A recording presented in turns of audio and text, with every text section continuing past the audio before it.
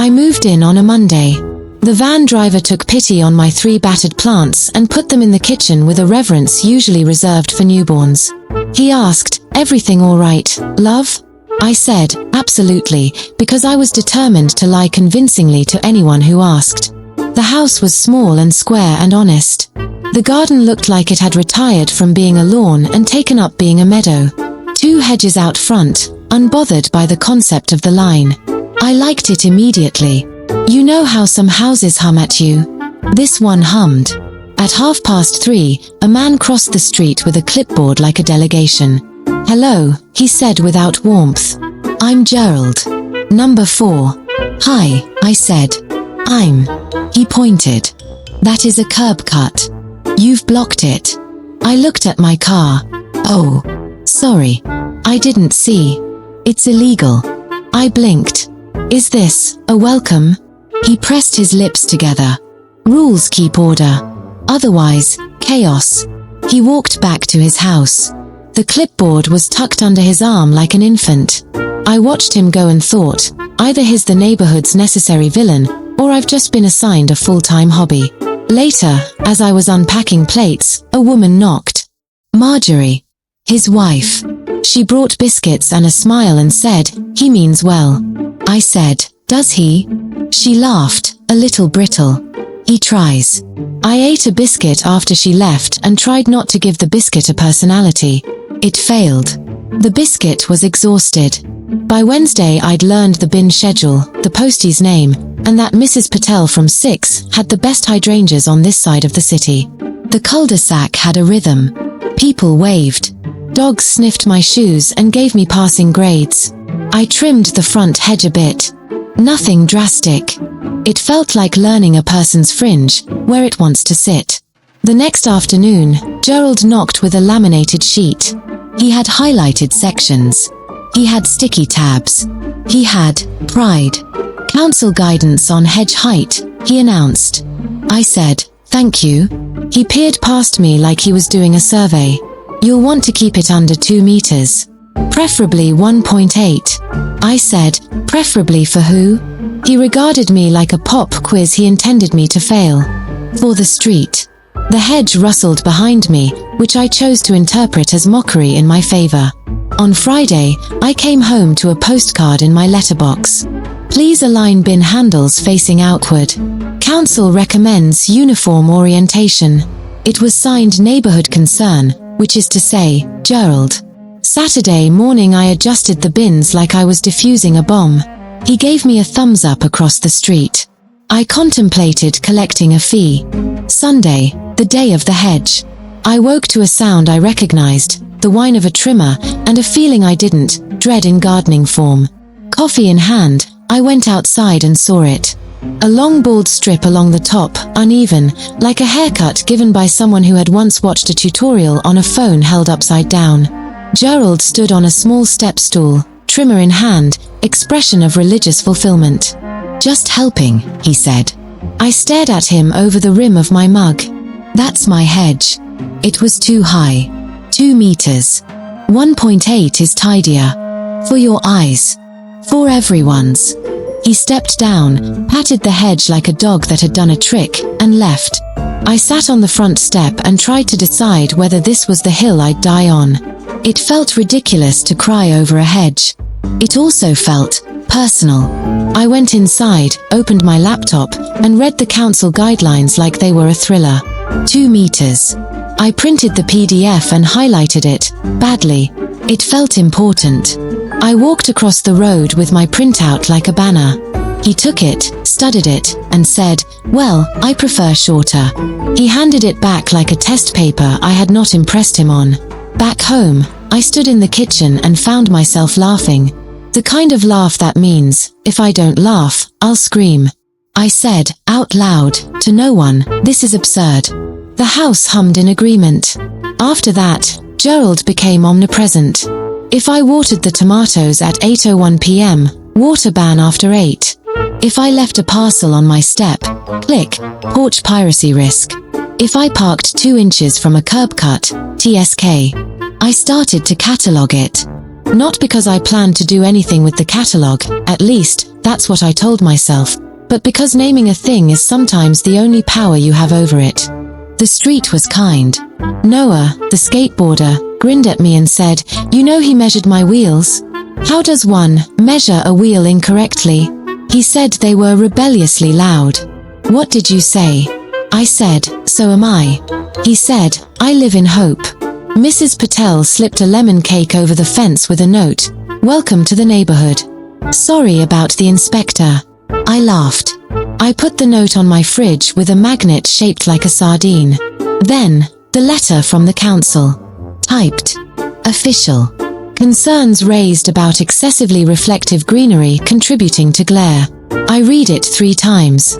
I took it to Margot from the gardening club, whom I'd met at the corner shop. She read it and said, "Is escalating. Is this a thing?" She shrugged. "Everything's a thing if you laminate it." The council scheduled an inspection. I put it in my calendar with the formality of a CT scan. That night I sat in the garden and stared at the hedge like it was a guest that had outstayed its welcome. A robin landed on the fence and judged me kindly. I said, "All right then. If it's drama he wants, fine. We'll do theatre." I am not a naturally vengeful person. I am a tea and lie down person. But there is a moment, a small pop in your chest, when frustration tips into creativity. I felt the pop. I booked 3 days of annual leave and made a plan. Step 1. Find allies who speak fluent shrub. The local gardening club met on Wednesdays in a church hall that smelled like tea, damp wool, and 19th century judgment. They were, to a person, delightful. I brought biscuits. I told them a diplomatically light version of the story. I said, I'd like to organize a small community event to celebrate compliant hedges. The room made a noise that was 90% enthusiasm and 10% revenge.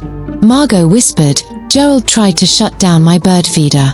Claimed the sparrows were rowdy. Derek said, he measured our wind chimes. No, really. Helen said, he accused my fairy lights of confusing migratory patterns. We all paused to enjoy that sentence. We set a date. We designed flyers. We borrowed 2 battery trimmers that hummed like friendly bees. Someone suggested a Bluetooth speaker. Music? I asked. Not music, Margot said gravely. Eye of the tiger. Sunday, 8 a.m. We assembled 12 gardeners, 2 trimmers, 1 speaker, 6 flasks of tea, and biscuits shaped like leaves, because if you're doing petty, you may as well do pastry petty. We began. Quietly, respectfully, legally. Gerald emerged in a dressing gown and socks, face a constipated sunrise. What, he said, the word found guilty on arrival, are you doing? Community maintenance, I answered. Following your excellent example. Margot added, we checked the bylaws. We can appreciate hedges between 8 and 8. He sputtered and vanished indoors to consult whatever shrine he kept to sub-paragraphs. We trimmed.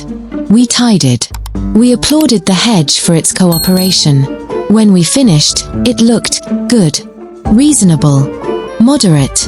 It looked like it belonged to people who respect both growth and geometry. Round 1. Satisfying. The thing about pettiness is, in the right light, it looks like activism. Phase 2 was visibility. I created a Facebook group, Hedge Watch UK, keeping standards trimmed.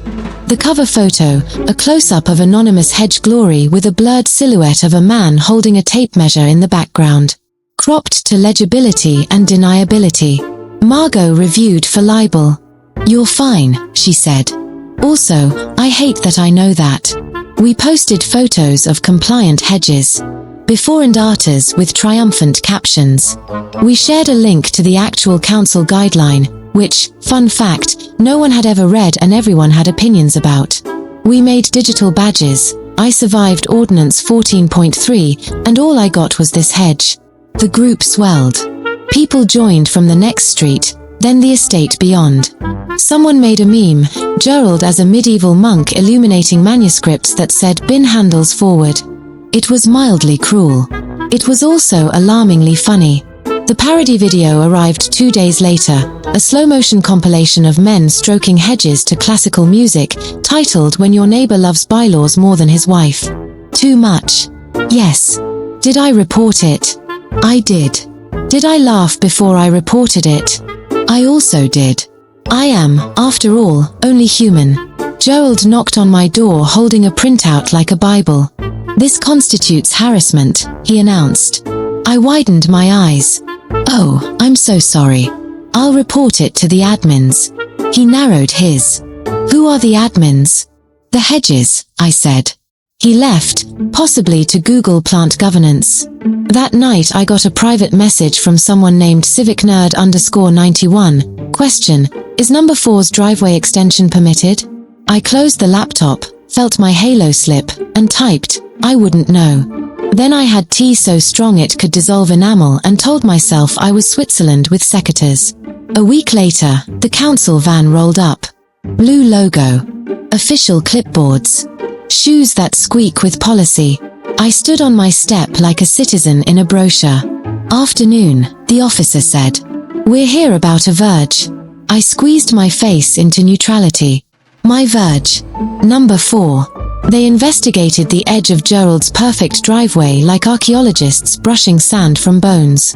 See, there's a strip by the road, technically council land, that he had helpfully tidied with concrete.